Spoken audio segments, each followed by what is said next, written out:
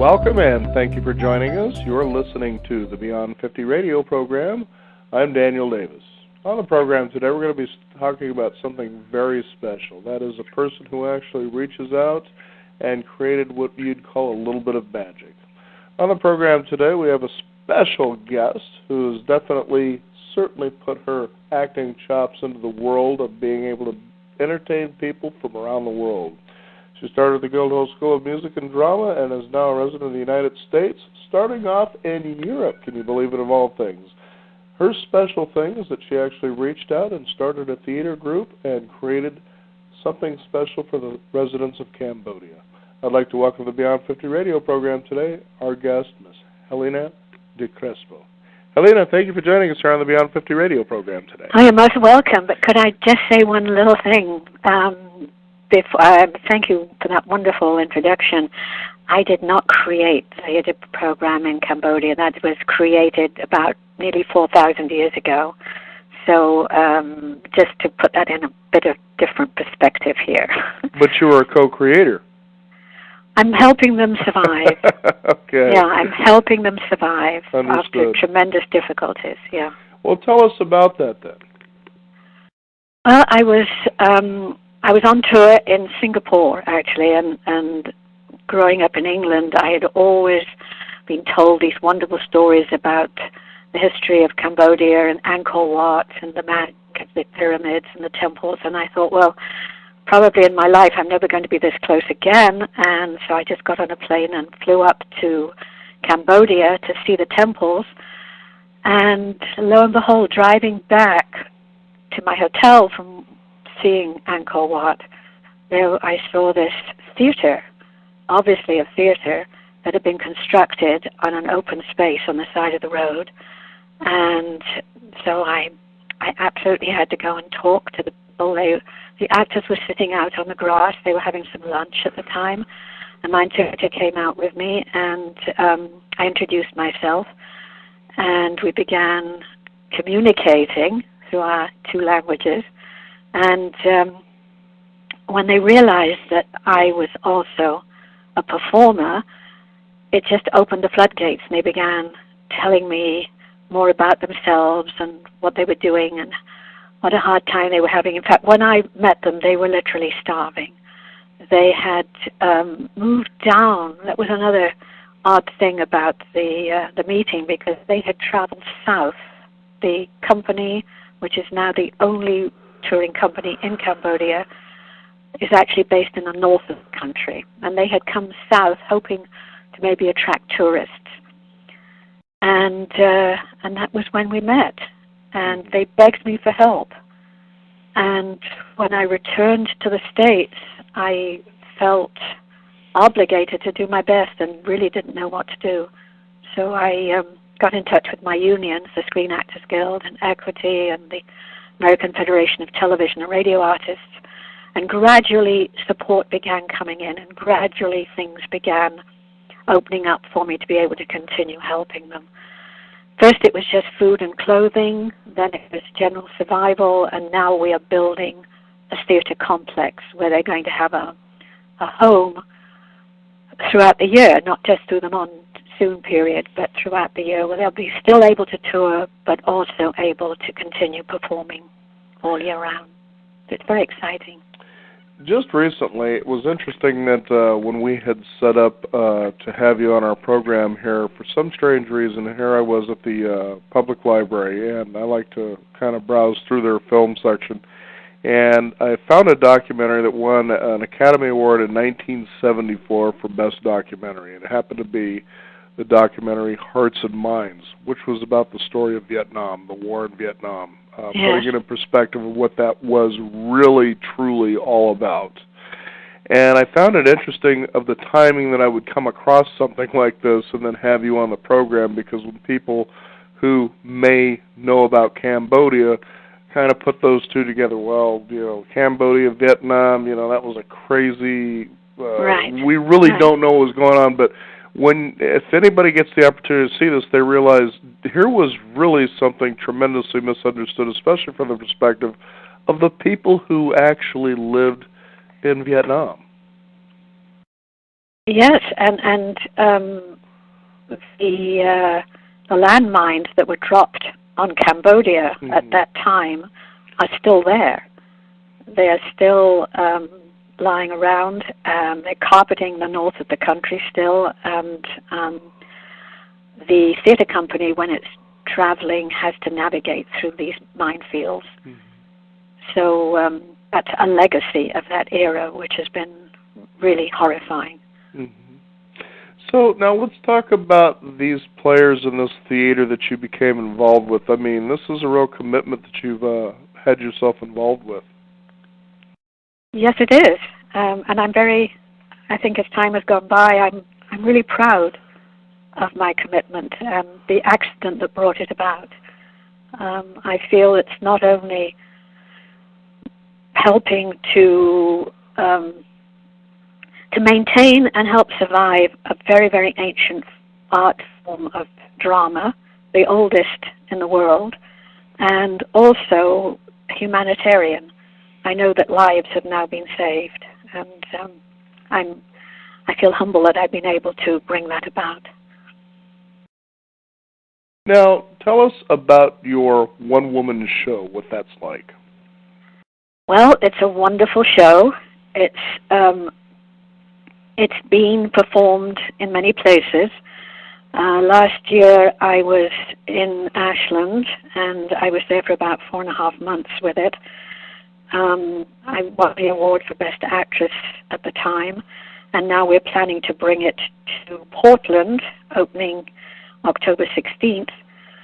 It's the story specifically of a Liverpool housewife who is feeling very closed in her life with no prospects and very little companionship around her. And she's given the opportunity to change her life. And it's not easy for her, but she decides to take this opportunity, and in doing so, she frees herself.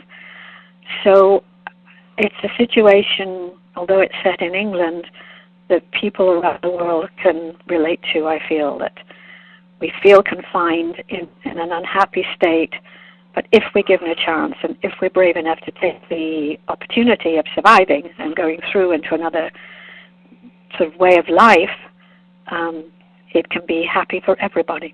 It can work out well for everybody. It's a good lesson. Now, I understand that it's known as the art of Basak. Tell us about that. I mean, you were talking about just how it's the oldest.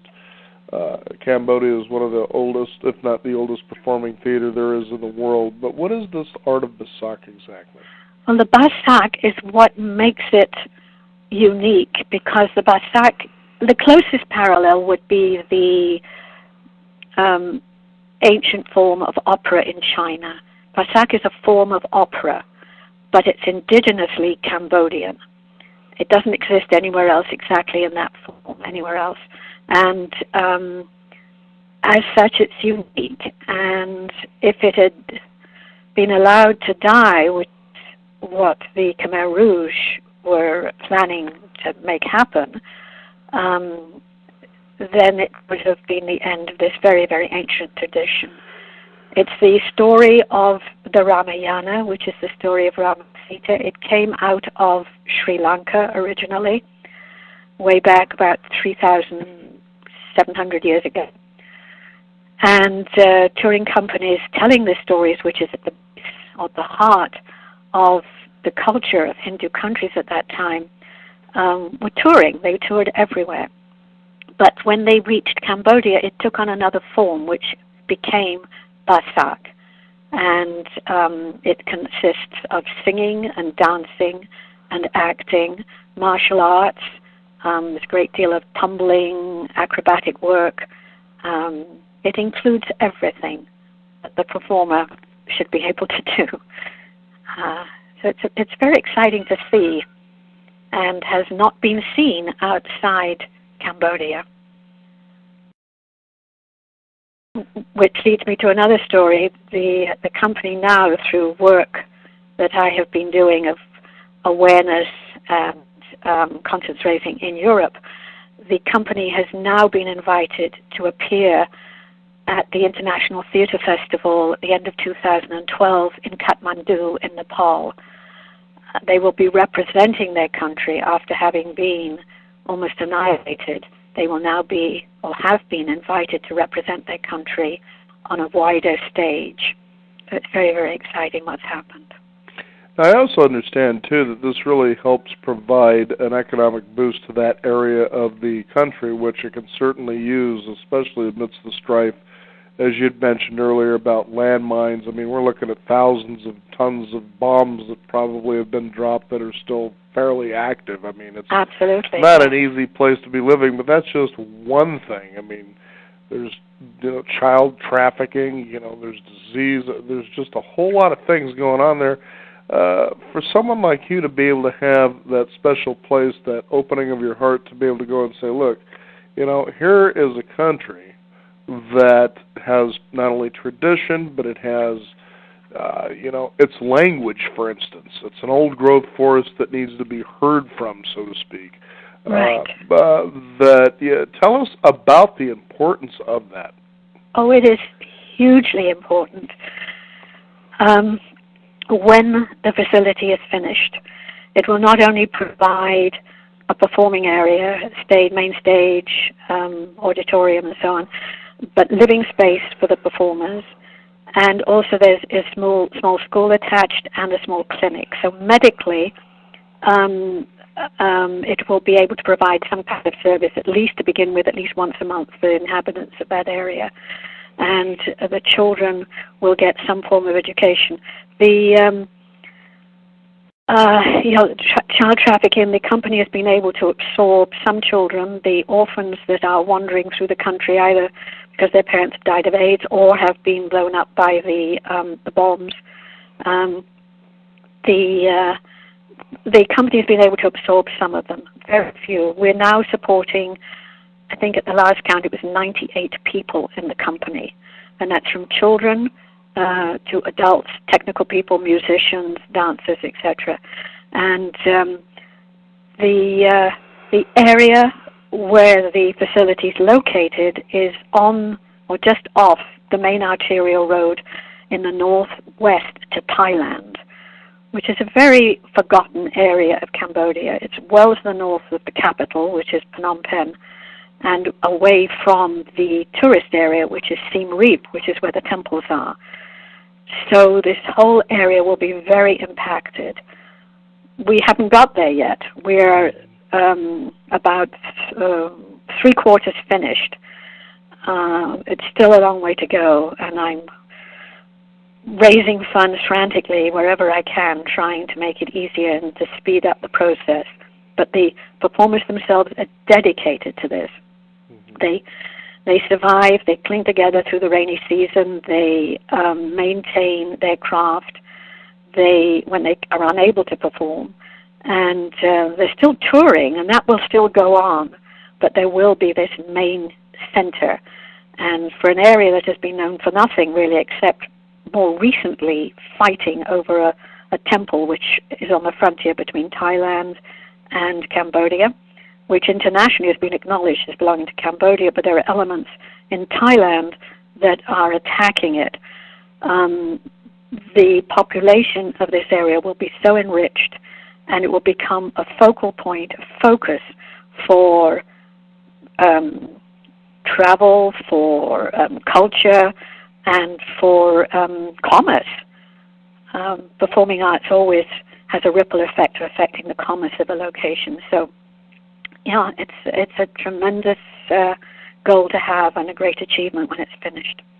Now, I understand that as a one-woman show that you really have quite a bit of energy, that it's highly charged, and people would say to themselves, well, wait, how does somebody continue or keep doing this to this level?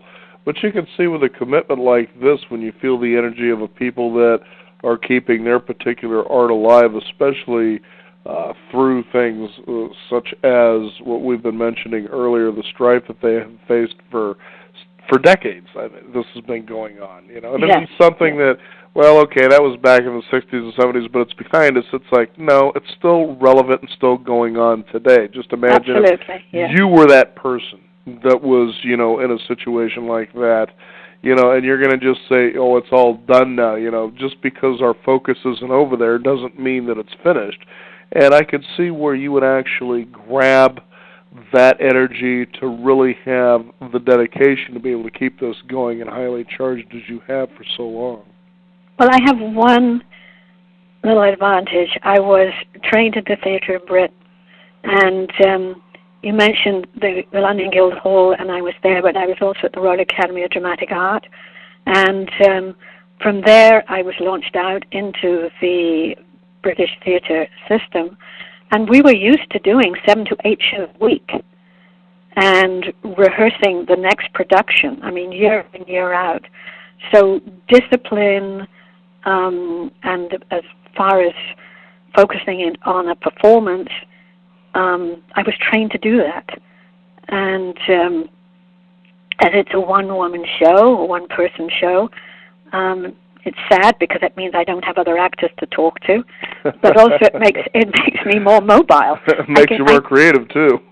Yeah, I can set up anywhere and do this, and that's how we're devising the new production, which is going to be opening at the Sanctuary Theatre on Sandy in October.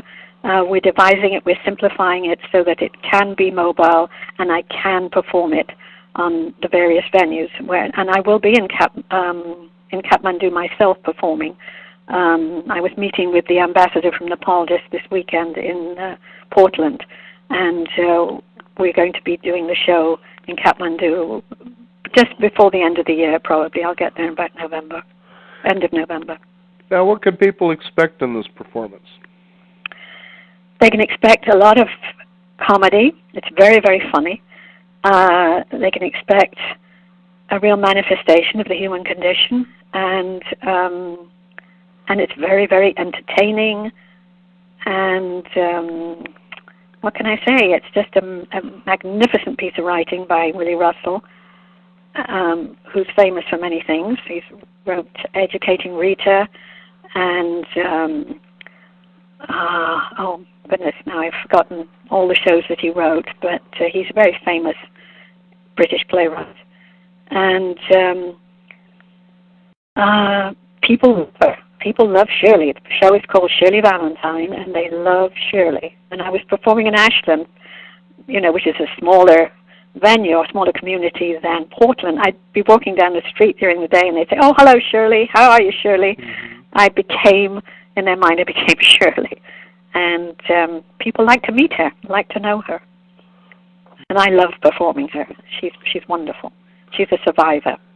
Now, what's it been like for the people as you became involved in this particular cause here? You could certainly sense, a ripple effect that must be quite amazing. And with Cambodia? Yes. Yeah, I think I'm sort of becoming aware of that.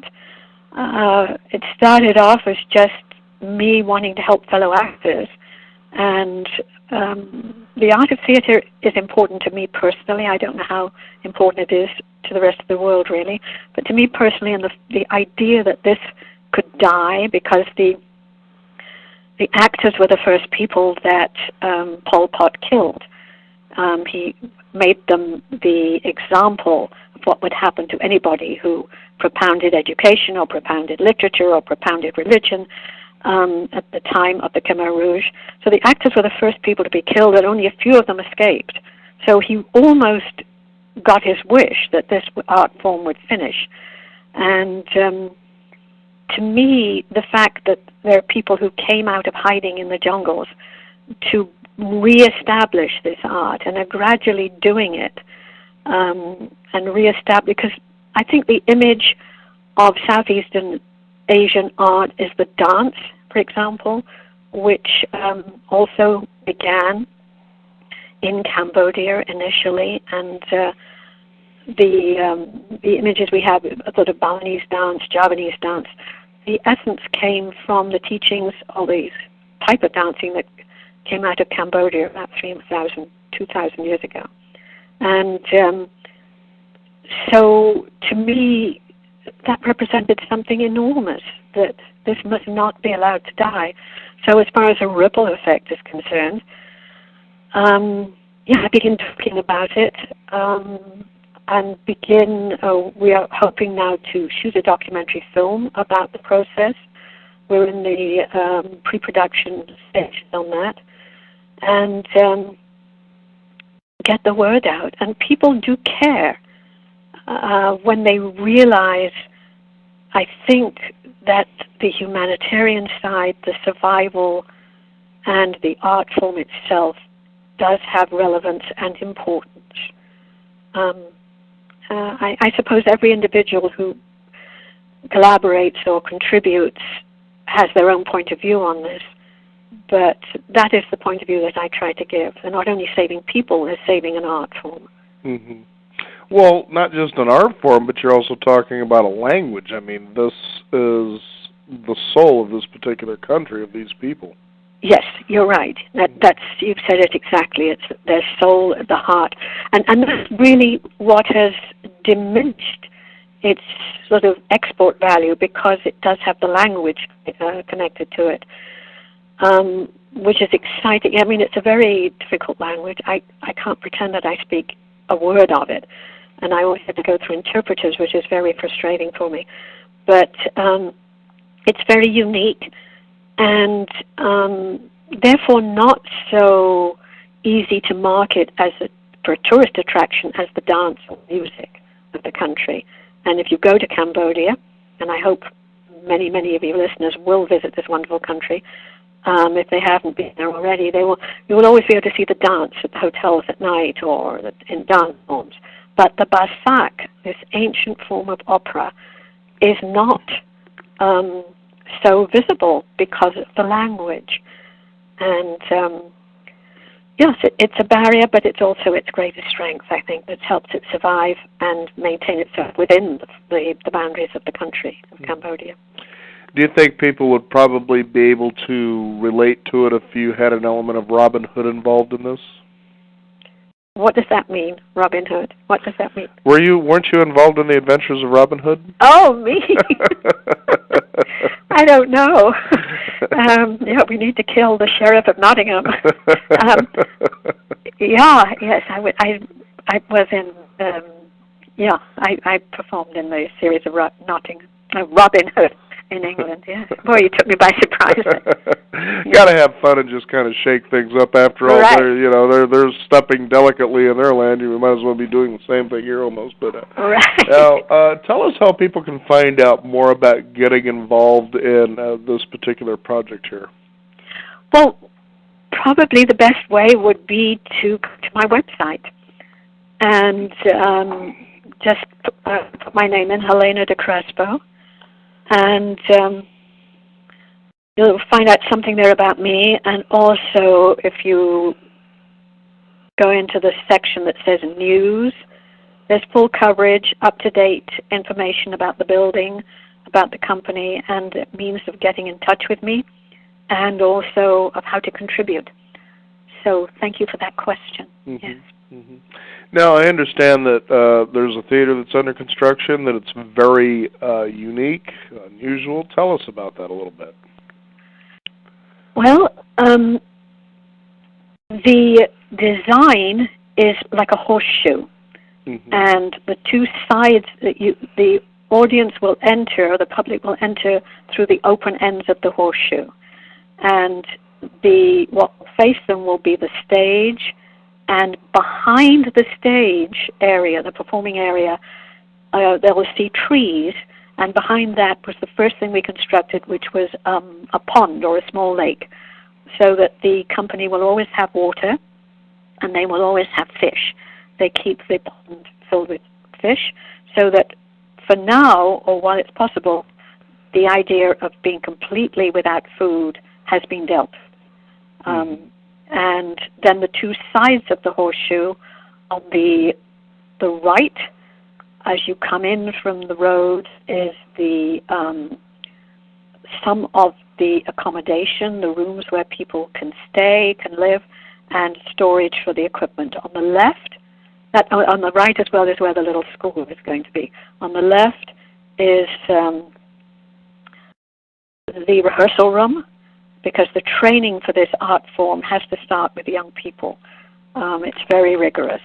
And then there's also storage for costumes, lights, and more accommodation. So the actors, and when we say accommodation, it's like they will have their own rooms where they can sleep, where they can set up their hammocks and live through the rainy season. When I was there the last time, the three of the actors were sent to get lunch, to get food. And they went off with catapults, slingshots, and came back with, I think, 6 squirrels and 4 snakes. And this was lunch with a big plate of rice, and the squirrels were barbecued, skinned and barbecued, and the snakes were made into soup.